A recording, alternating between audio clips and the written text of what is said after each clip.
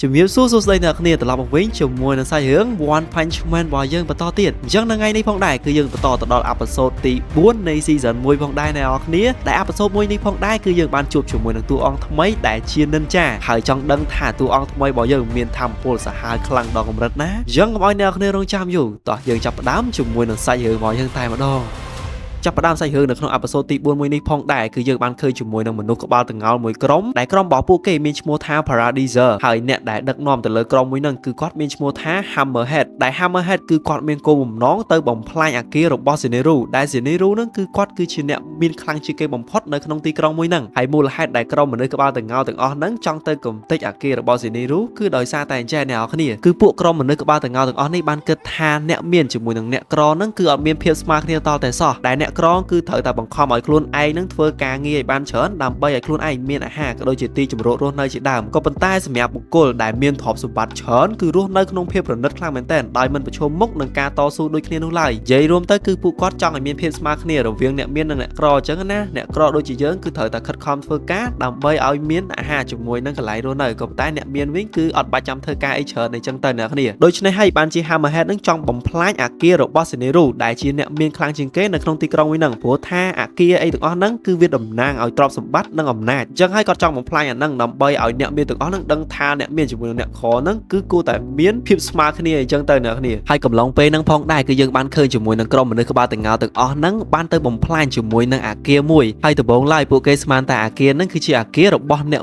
មានជាងគេបំផុតនៅក្នុងទីក្រុងមួយហ្នឹងក៏ប៉ុន្តែអគារមួយហ្នឹងគឺមិនមែនជាអគាររបស់ Zenitsu ដែលជាអ្នកមានជាងគេនៅក្នុងទីក្រុងនោះទេសំខាន់វាយច្រឡំអគារហើយដើរចេញឡើងឈៀលហ្មងមានគាត់អីទាំងអស់តែម្ដងហើយពួកក្រុមក្បាលតងោលទាំងអស់ហ្នឹងក៏បន្តដំណើរដើម្បីទៅរកអគាររបស់អ្នកមានជាងគេនៅក្នុងទីក្រុងមួយហ្នឹងព្រោះអីគោលបំណងរបស់ពួកគេហ្នឹងគឺទៅកំទេចអគាររបស់អ្នកមានជាងគេនៅក្នុងទីក្រុងមួយហ្នឹងឯងស្របពេលហ្នឹងផងដែរយើងក៏លេខមកកាន់សាយតាម៉ារបស់យើងណាវិញកំឡុងពេលហ្នឹងគឺគេទៅងើបពីគេអញ្ចឹងណាហើយដល់ពេលដែលគេងើបមកហើយហ្នឹងគេក៏បានលោកមុខដោះថ្មិញអីអញ្ចឹងណាអ្នកនរគ្នាហើយកំឡុងពេលដែលគេដោះថ្មិញហ្នឹងគេបានមើលទៅលើព័ត៌មានមួយដែលតាក់ទងជាមួយនឹងមនុស្សក្បាលតងោលមិញហ្នឹងឯងហើយកំឡុងពេលហ្នឹងផងដែរសាយតាម៉ាភ្ញាក់ខ្លួនព្រឺតែម្ដងដោយសារតែអីគឺដោយសារតែក្រុមមនុស្សក្បាលតងោលដែលជាមនុស្សចិត្តអាក្រក់ទាំងអស់ហ្នឹងគឺមានរូបរាងស្តៀងជាមួយនឹងគាត់ខ្លាំងមែនទែនអញ្ចឹងហើយគាត់អត់ចង់ឲ្យមនុស្សនៅក្នុងទីក្រុងហ្នឹងយល់ច្រឡំថាគាត់គឺជាមនុស្សអាក្រក់ដូចជាពួកហ្នឹងនោះទេដូច្នេះហើយគឺគាត់ត្រូវតែទៅកំចាត់ជាមួយនឹងក្រុមមនុស្សក្បាលតងោលទាំងអស់ហ្នឹងចោលពីព្រោះថាបើសិនជាគាត់អត់កំចាត់ទៅលើក្រុមហ្នឹងចោលនោះទេប្រកាសណាស់ថាប្រជាជននៅក្នុងទីក្រុងមួយហ្នឹងចាត់ទុកគាត់គឺជាមនុស្សអាក្រក់ដែរព្រោះអីរូបរាងគាត់ហ្នឹងគឺវាដូចទៅនឹងក្រុមរបស់មនុស្សក្បាលតងោលហ្នឹងខ្លាំងមែនទែនអញ្ចឹងហើយសៃតាម៉ាក៏បានស្លៀកឈុត hero របស់គេហ្នឹងដើម្បីទៅកំចាត់ក្រុមមនុស្សក្បាលតងោលទាំងអស់ហ្នឹងតែម្ដងហើយយើងក៏លេខមកមើលក្រុមពូក្បាលតងោលរបស់យើងឯនេះវិញកំឡុងពេលដែលពួកគេធ្វើដំណើរទៅកាន់អគាររបស់អ្នកមានជាងគេនៅក្នុងទីក្រុងមួយហ្នឹងនៅតាមផ្លូវហ្នឹងគឺពួកគេបានអុកឡុកទៅលើទីក្រុងមួយហ្នឹងតែម្ដងអាចនិយាយបានថាមិនមែនទៅកំទេចតានៅអគារហ្នឹងនោះទេគឺអុកឡុកនៅក្នុងទីក្រុងហ្នឹងតែម្ដងណាអ្នកនរគ្នាស្រាប់តែពេលហ្នឹងផងដែរគឺយើងបានឃើញជាមួយនឹង hero មួយដែលគាត់បានធ្វើការជិះកង់មកដល់តែ hero មួយហ្នឹងគឺគាត់មានឈ្មោះថា Movement Rider នៅពេលដែល Movement Rider បានធ្វើដំណើរមកដល់ប្រជាជននៅទីហ្នឹងនាំគ្នាសាទរទៅកាន់ Movement Rider ខ្លាំងមែនទែនហើយពួកគេក៏បាននិយាយថាពួកគេមិនបាច់ចាំភ័យទៀតនោះទេព្រោះអី Movement Rider បានមកដល់ទីកន្លែងហ្នឹងសង្គ្រោះពួកគេអីចឹងហើយពួកពូក្បាលតងោលនេះគឺគ្មានគីឡូជាមួយនឹង Movement Rider នោះទេស្រាប់តែពេលហ្នឹងផងដែរគឺយើងបានឃើញជាមួយនឹង Movement Rider ហ្នឹងចង់វាយគ្នាមួយទល់នឹងមួយក្រុមតែម្ដងក៏ប៉ុន្តែមានអីនៅគ្នាគ្រាន់តែពូក្បាលតងោលរបស់យើងហ្នឹងចេះម្នាក់តាមមកកភ្លៀងទៅគឺធ្វើឲ្យ Movement Rider របស់យើងហ្នឹងដេកស្ប៉ាប់ទៅនឹងដីតែម្ដងអ្នកគ្នានិយាយទៅអត់មានគីឡូជាមួយនឹងពូក្បាលតងោលរបស់យើងនោះទេសពពេលហ្នឹងផងដែរគឺយើងបានឃើញជាមួយនឹងអ្នកមានជាងគេនៅក្នុងទីក្រុងមួយហ្នឹងដែលគាត់មានឈ្មោះថា Zenitsu នឹងឯងដែលកំឡុងពេលហ្នឹងដែរគឺគាត់បានដឹងថាក្រុមពូក្បាលតងោលរបស់យើងហ្នឹងធ្វើដំណើរមករកគាត់អីអញ្ចឹងហើយគឺគាត់បានជួលជាមួយនឹងនិនចាលមួយរូបដែលនិនចាលមួយហ្នឹងគឺមានសមត្ថភាពខ្លាំងមែនទែនដែលគាត់មានឈ្មោះថា Sonic ហើយ Sonic ក៏បាននិយាយទៅកាន់អ្នកមានម្នាក់ហ្នឹងថាកុំភ័យអីបេសកកម្មមួយហ្នឹងគឺ Sonic ចាត់ការវាដោយងាយស្រួលតែម្ដងពីព្រោះថា Hammerhead ដែលជាមេក្រុមមនុស្សក្បាលតងោលទាំងអស់ហ្នឹងគឺគ្មានគីឡូអីជាមួយនឹងគាត់នោះទេហើយការងារមួយហ្នឹងឲ្យទុកចិត្តលើគាត់ចុះបន្ទាប់ពីហ្នឹងមកនៅពេលដែល Sonic បានទៅជួបគ្នាជាមួយនឹងក្រុមមនុស្សក្បាលតងោលទាំងអស់ហ្នឹងគឺ Sonic អត់មានបានទៅពិភាក្សាឬក៏និយាយជាមួយនឹងក្រុមក្បាលតងោលទាំងអស់ហ្នឹងច្រើននោះទេដោយ Sonic គ្រាន់តែនិយាយថាគឺគេមកនេះគឺដោយសារតែ Zenitsu ជាអ្នកជួលគេមកនោះទេហើយនៅពេលដែលនិយាយរួចហើយ Sonic ក៏បានប្រើប្រាស់ជាមួយនឹងល្បឿនយ៉ាងលឿនចូលទៅកាត់ក្បាលកូនចៅរបស់ Hammerhead ហ្នឹងម្ដងមួយឡើងខ្ទេចតែម្ដងនិយាយរួមទៅល្បឿនរបស់ Sonic ហ្នឹងគឺថាលឿនដូច The Flash ចឹងអ្នកនរគ្នាបើសិនជាយើងធម្មតាហ្នឹងគឺមើលអត់ឃើញនោះទេអត់ដឹងថាការអត្ថាក របស់ Sonic នឹងទៅខាងជួយឬក៏ទៅខាងស្ដាំនោះទេព្រោះអីលបឿនរបស់ Sonic នឹងគឺលឿនខ្លាំងមែនទែនហើយត្រឹមតែរយៈពេលមួយប្រព្រឹត្តផ្នែកតែប៉ុណ្ណោះគឺ Sonic អាចសម្លាប់ទៅលើកូនចៅរបស់ Hammerhead នឹងអស់រលីងតែម្ដងហើយក្រុមពូក្បាលតងោលរបស់យើងគឺថាជេតរយអស់ហើយអ្នកគ្នានៅសល់តែអាប៉ែមួយដែលជាមេគេតែប៉ុណ្ណោះនៅពេលនឹងផងដែរ Hammerhead ក៏បើកការវាយប្រហារទៅលើ Sonic អញ្ចឹងណាអ្នកគ្នាហើយបើទោះបីជាកៅអៅរបស់ Hammerhead បានផ្ដល់កម្លាំងឲ្យគាត់ខ្លាំងក៏ពិតមែនក៏ប៉ុន្តែការអាថាកមួយរបស់ Hammerhead ទៅកាន់ Sonic នឹងគឺថា Sonic អាចគេចគ្រប់ការអាថាកទាំងអស់តែម្ដងនិយាយរួមទៅ Sonic គឺជា Ninja អ្នកគ្នាអញ្ចឹងហើយល្បឿនរបស់គាត់នឹងគឺលឿនខ្លាំងមែនទែនតែគ្រប់ការអាថាករបស់ Hammerhead ទៅកាន់ Sonic គឺ Sonic គេចបានយ៉ាងងាយស្រួលតែម្ដងហើយជាចុងក្រោយ Sonic ក៏បានប្រើប្រាស់ជាមួយនឹងអាវុធសម្ងាត់របស់ខ្លួនឯងនឹងគប់ទៅចំក្បាលរបស់ Hammerhead ដែលធ្វើឲ្យគាត់នឹងស្លាប់បាត់ទៅអ្នកគ្នាហើយកំឡុងពេលដែល Sonic ទៅទូរស័ព្ទទៅកាន់ Shinero ប្រាប់ថាគេបានបំពេញបេសកកម្មរួចហើយអ្នកគ្នាមានអីអាប៉ែក្បាលតងោលដែលជា Hammerhead នឹងរត់គេចបាត់អ្នកគ្ន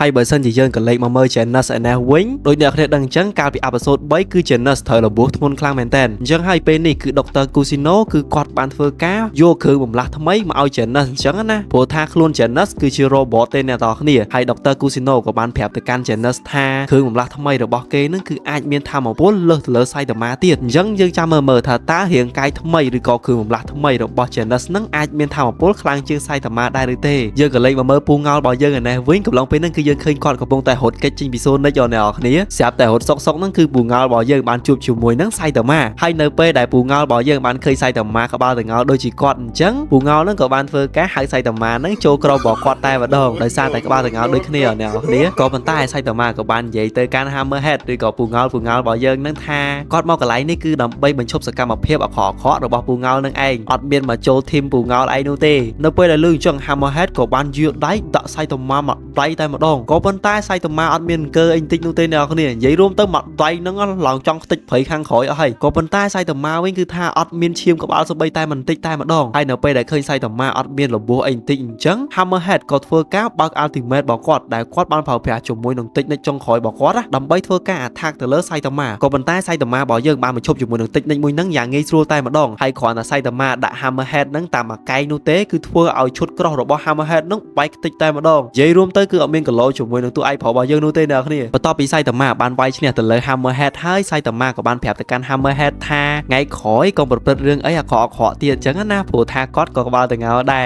ហើយ Saitama ក៏បានដោះលែង Hammerhead ទៅគឺ Saitama អត់មានធ្វើបាបអីនោះទេអ្នកគ្នាស្រាប់តែមួយសន្ទុះក្រោយមក Sonic ក៏បានមកដល់កន្លែងហ្នឹងនៅពេលដែល Sonic ជួបជាមួយនឹង Saitama ភ្លាម Sonic ក៏បើកការវាយប្រហារទៅលើ Saitama តែម្ដងពីព្រោះថា Sonic បានគិតថា Saitama ហ្នឹងគឺជាក្រុមរបស់ពួកក្បាលតងោលអ្នកគ្នាព្រោះថា Saitama ក៏ក្បាលតងោលដែរក៏ប៉ុន្តែ Saitama ក៏បានបកស្រាយទៅកាន់ Sonic ថាគាត់មិនមែនជាក្រុមរបស់ពួកក្បាលតងោលហ្នឹងនោះទេដែលគាត់គឺជា Hero for Fun ណាក៏ប៉ុន្តែ Sonic ក៏បាននិយាយទៅកាន់ Saitama វិញថា Hero for Fun អីគេគឺគាត់អត់ដែលឮនោះឡើយហើយនៅពេលដែល Saitama ឮអញ្ចឹង Saitama ខកចិត្តខ្លាំងមែនទែនដោយសារតែ Saitama ហ្នឹងគឺសម្លាប់ទៅលើបិសាចច្រើនណាក៏ប៉ុន្តែគឺគ្មានណាគេម្នាក់ស្គាល់គាត់នោះទេហើយបន្ទាប់មកទៀត Sonic ក៏បើកការវាយប្រហារទៅលើ Saitama សាជាថ្មីដែលនៅពេលនេះផងដែរ Sonic បានប្រើប្រាស់ជាមួយនឹងល្បឿនរបស់ខ្លួនឯងលឿនខ្លាំងជាងមុនទៅទៀតពីព្រោះថា Saitama នឹងអាចមើលឃើញគេអញ្ចឹងណាទោះបីជាគេលឿនយ៉ាងណាក៏ដោយអញ្ចឹងហើយ Sonic បានបង្កើនល្បឿនរបស់ខ្លួនឯងចូលទៅអាថាកជាមួយនឹង Saitama សាជាថ្មីទៀតក៏ប៉ុន្តែបើទោះបីជាល្បឿនរបស់ Sonic លឿនខ្លាំងប៉ុណ្ណាក៏ដោយក៏ Saitama អាចមើលទាន់ដែរហើយ Sonic ក៏រហូតនឹងហក់ទៅទាត់ Saitama មួយជើងក៏ប៉ុន្ត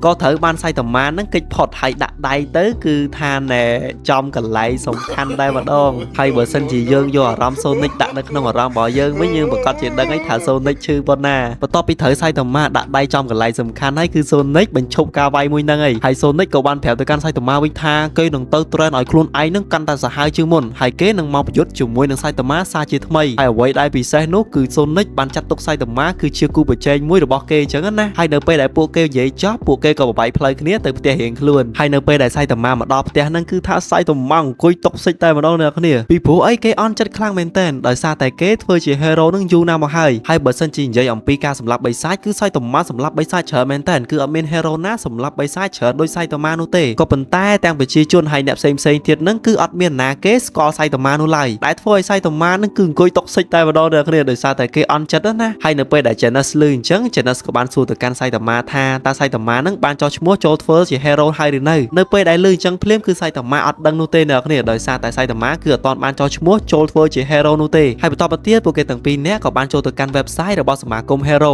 ដើម្បីមើលព័ត៌មានមួយចំនួនដែលអាចឲ្យពួកគេនឹងក្លាយទៅជា hero អីចឹងណាហើយនៅពេលដែល Saitama យល់អំពីព័ត៌ មានលក្ខខណ្ឌមួយចំនួនរួចហើយសៃតាម៉ាក៏បានបបួល Janus នឹងទៅចោះឈ្មោះធ្វើជា hero ពីរនាក់អញ្ចឹងណាហើយគាត់ក៏បានសន្យាជាមួយនឹង Janus ថាចាំគាត់យក Janus នឹងធ្វើជាកូនសិស្សរបស់គាត់ហើយនៅពេលដែល Janus លឺអញ្ចឹង Janus ក៏បានអូខេជាមួយនឹងសៃតាម៉ាផងដែរមកដល់ចំណុចនេះហើយអេពីសូតទី4នៃ season 1នៃសាច់រឿង One Punch Man របស់យើងគឺមានតែប៉ុណ្្នឹងនោះទេអ្នកនរគ្នាអញ្ចឹងអ្នកចូលមកក្រោយកុំភ្លេចជួយ subscribe ហើយ like ហើយ share ម្នាក់មួយផងអ្នកនរគ្នាពីព្រោះថានៅពេលដែលខ្ញុំបាន 1000 subscriber គឺខ្ញុំនឹងធ្វើការ giveaway នឹងឯងអញ្ចឹងដូចជាអត់មានអីច្រើននោះទេអ្នកនរគ្នាចាំជួបគ្នានៅអេពីសូតទី5នៃសាច់រឿង One Punch Man របស់យើងតទៀតខណៈពេលនេះខ្ញុំបាទ Free Anime សូមអរគុណនិងសូមជម្រាបលាអ្នកនរគ្នាបាយបាយ